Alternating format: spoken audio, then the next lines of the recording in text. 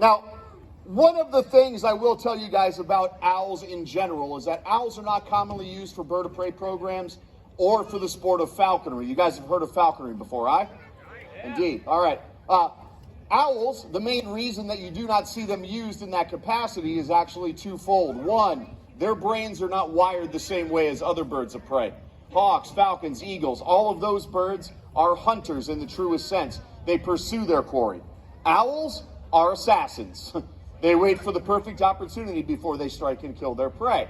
So the motivation is a little bit different. Now, the second reason is the way that these guys process their food. Hawks, falcons, eagles, all of those birds have something called a crop right about here.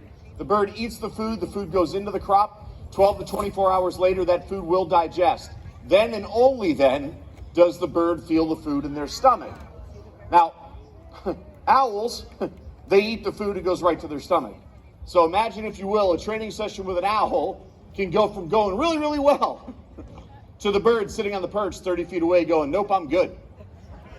It's a little bit like after Thanksgiving dinner, right?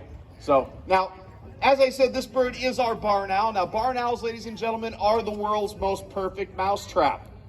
On average, your average adult barn owl is going to catch and consume anywhere between 1,000 and 2,500 adult mice in a single season. I think we can all agree that's a pretty amazing fact, right?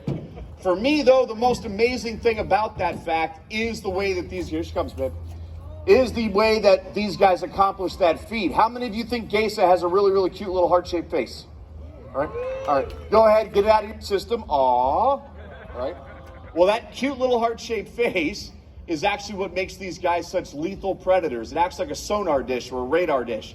The sound will travel to those facial discs, and because they have asymmetrical ear placement, one ear right about here, another one right about here, they can actually triangulate where the sound comes from to within 1/8 of an inch in almost total darkness. That's how good their hearing is, all right? So real quick, to put that in perspective, if she was sitting up there on the dais and a mouse was to run across this field either in the pre-dawn hours or the dusk hours, she could fly down and catch that mouse without ever having actually laid eyes on it. That's how good their hearing is, all right? Now, this particular bird is, well, I've trained somewhere in the neighborhood of 500 to 600 barn owls in my lifetime.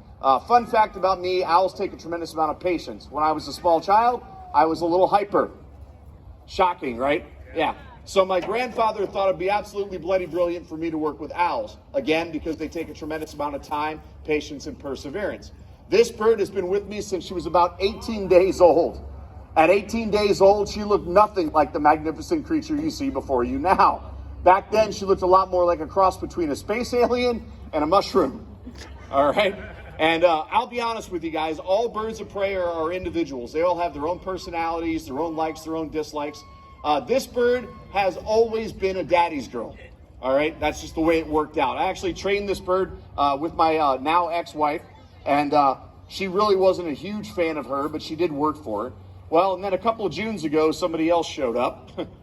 And I think we see who's flying the bird now, right? Yeah. Fun fact, that bird will literally choose to fly to her rather than me, even if I had food. So, new mama, give them both a big giant round of applause.